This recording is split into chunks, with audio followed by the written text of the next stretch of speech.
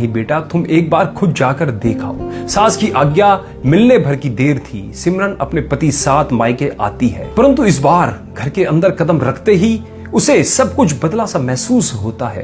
पहले जहां उसे देखते ही माँ पिताजी के चेहरे खुशी से खिल उठते थे, इस बार उन पर परेशानी की झलक साफ दिखाई दे रही थी। आगे भाभी उसे देखते ही दौड़ी चली आती और प्यार से गले लगा लेती थी, पर इस बार दूर से ही एक हल्की सी मुस्कान दे डाली। भैया भी ज्यादा खुश नहीं थे। सिमरन ने जैसे तैसे एक रात बिताई, परंतु अगले दिन जैसे ही उसके पति उसे मायके छोड़ वापस गए तो उसने अपनी माँ से बात की तो उन्होंने बताया इस बार बीमारी के चक्कर में भैया का काम बिल्कुल बंद हो गया है, ऊपर से और भी बहुत कुछ हो चला है। बस इसी वजह से तेरे भैया को तेरे घर भी ना भेज सकी। सिमरन बोली, कोई बात नहीं है माँ, ये मुश्किल दिन भी जल्दी निकल जाएगा, आप चिंता ना करो। शाम को भैया भाभी आपस में बात कर रहे थे जो सिमरन ने सुन ली। भैया बोले, पहले ही घर चलना इतना मुश्किल हो रहा था, ऊपर से बेटे की कॉलेज की फीस परसों राखी है, सिमरन को भी कुछ देना पड़ेगा। आगे से भाभी बोली, कोई बात नहीं, आप चिंता ना करो, यह मेरी चूड़ियां बहुत पुरानी हो गई है, इन्हें बेचकर जो पैसे आएंगे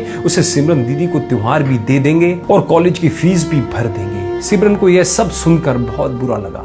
वह बोली, भैया भाभी ये आप दोनों क्या कह रहे हो? क्या मैं आपको यहाँ तंग करके कुछ लेने के लिए ही आती हूँ? वह अपने कमरे में आ जाती है। तभी उसे याद आता है अपनी शादी से कुछ समय पहले जब वह नौकरी करती थी तो बड़े शौक से अपनी पहली तनख्वाह लाकर पापा को दिया करती थी और उसके पापा कहते थे कि अपने पास ही रख ले बेटा, मुश्किल वक्त में ये पैसे काम आएंगे। इसके बाद वह हर महीने अपनी सारी तनख्वाह बैंक में जमा करवा देती थी। शादी के बाद जब भी मायके आती तो माँ उसे पैसे निकलवाने को कहती, पर सिमरन हर बार कहती अभी मुझे जरूरत नहीं है। पर आज उन पैसों की उसके परिवार को जरूरत है। वे अगले दिन ही सुबह भतीजे को साथ लेकर बैंक जाती है और सारे पैसे निकलवा पहले भतीजे की कॉलेज की फीस जमा करवाती है और फिर घर का जरूरी सामान खरीद घर वापस आती है। अगले दिन जब भैया के राखी बांधती है तो भैया भरी आंखों से उसके हाथ 100 का नोट रखते हैं। सिमरन मना करने लगती है तो भैया बोलते हैं, ये शगुन है पगली, मना मत कर। सिमरन बोली, भैया बेटियां मायके शगुन के नाम पर कुछ लेने नहीं बल्कि अपने माँ बाप की अच्छी सेहत की कामना करने, भैया भाभी को माँ बाप की सेवा करते देख ढेरों दुआएं देने, बड़े होते भतीजे भतीजियों की नजर उतारने आती है। जितनी बार मायके की दहलीज पार करती है ईश्वर से उस दहलीज की सलामती की दुआ मांगती है। जब मुझे देख माँ पापा के चेहरे पर रौनक आ जाती है, भाभी दौड़कर गले लगाती है, आप लाड़ लड़ाते हो, मुझे मेरा शगुन मिल जाता है।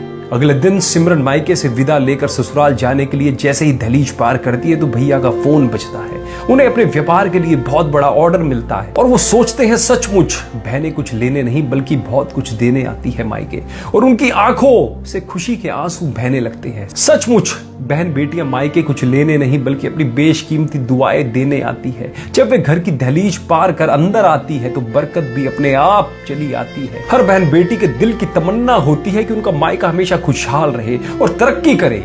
मायके की खुशहाली देख उनके अंदर एक अलग ही ताकत भर जाती है जिससे ससुराल में आने वाली मुश्किलों का डटकर सामना वह कर पाती है। मेरा ये छोटा सा वीडियो सभी भाई बहनों और बेटियों को समर्पित है और साथ ही एक एहसास दिलाने की कोशिश है कि वह मायके का एक अटूट हिस्सा है। जब मन करे आ सकती है और जब मन करे जा सकती है। उनके लिए घर और दिल के दरवाजे हमेशा खुले रहेंगे। दोस्तों, उम्मीद करता हूँ इस कहानी ने भी आपके दिल को छुआ हुआ। यदि छुआ हो तो अपने सभी दोस्तों के साथ, भाइयों के साथ, रिश्तेदारों के साथ इस कहानी को ज्यादा से ज्यादा शेयर जरूर कीजिएगा।